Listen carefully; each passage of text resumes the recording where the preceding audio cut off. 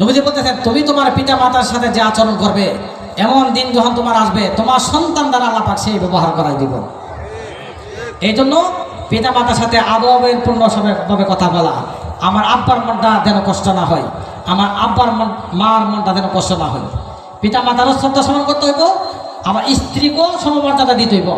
এটাও আবার কোনো যেত না যে মা বাপে কইতাছে বউরে অত্যাচার কর, এই কর সেই কর, এমন কথা আবার শোনা যাবে না। ব্যালেন্স রেখে চলতে হইব। কারণ স্ত্রীর একটা অধিকার আল্লাহ তাকে দিছে, মায়ের একটা অধিকার দিছে, আবার পিতার একটা অধিকার দিছে। পিতার অধিকার আপনাকে সঠিকভাবে আদায় করতে হবে, মায়ের অধিকার সঠিকভাবে আদায় করতে হইব, আবার স্ত্রীর অধিকারও সঠিকভাবে আদায় করতে হইব। যখন কোথাও যাবেন, প্রথম পিতা মাতার পায়ে সালাম করে দেবেন। বাড়িতে আসলেন, কোনো কিছু নিয়ে আসলেন, খালি হাতে বাড়িতে যাবেন না। আসে প্রথম আপনার যে জিনিসটা হাদিয়াটা বা যেটা কিনালেন, নিজের মায়ের হাতে অথবা বাবা